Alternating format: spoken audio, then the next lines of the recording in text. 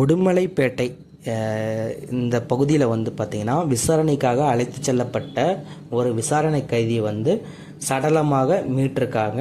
அதை பற்றி தான் வந்து நம்ம இந்த வீடியோவில் வந்து தெரிஞ்சுக்க போகிறோம். வாங்க நம்ம வீடியோக்குள்ளே போகலாம்.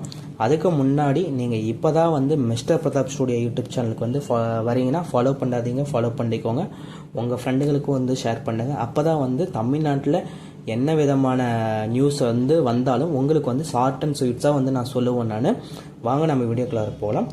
திருப்பூரில் வந்து பார்த்திங்கன்னா மேல் குருமலை செட்டில்மெண்ட் அப்படின்னு இந்த பகுதியில் வந்து பார்த்திங்கன்னா மாரிமுத்து அப்படின்ட்டு ஒருத்தர் வந்து உயிர் வாழ்ந்துட்டுருக்காரு. இவர் வந்து பார்த்திங்கன்னா இந்த குருமலை மலைவாழ் மக்கள் பகுதியை சேர்ந்தவர். இவர் வந்து சிறுத்தை பல் வச்சிருக்காரு அப்படின்ட்டு வந்து கேரள வனத்துறை வந்து இவரை வந்து கைது செஞ்சு தமிழக வனத்துறைகிட்ட வந்து ஒப்படைச்சிருக்காங்க.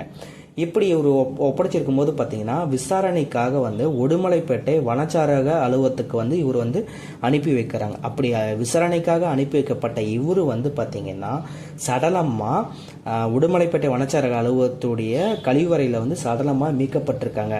இந்த தகவலை அறிந்த குருமலை வாழ் மக்கள் வந்து பொதுமக்கள்கிட்டையும் வந்து பார்த்தீங்கன்னா பொதுமக்கள் மற்றும் வந்து நியூஸ் ரிப்போர்ட்டர்ஸ் எல்லாம் வந்து பார்த்தீங்கன்னா இவரை வந்து கொலை செஞ்சிட்டாங்க அப்படின்ட்டு வந்து சொல்லியிருக்காங்க. இந்த செயல் வந்து உண்மையாக பொய்யான்னு வந்து எனக்கு தெரியல. ஆனால் நியூஸில் படித்ததை வந்து நான் உங்களோட வந்து ஷேர் பண்ணுறேன். இந்த காவல்துறை ஏன் இந்த அளவுக்கு வந்து மோசமாக இருக்காங்க அப்படின்ட்டு வந்து எனக்கு தெரியல. உங்களுடைய கருத்து பதிவுகளை வந்து கமெண்ட் பாக்ஸில் வந்து நான் எதிர்பார்க்குறேன். Thank you so much friends. நாளைக்கு நம்ம இன்னொரு வீடியோவோட வந்து பார்க்கலாம்.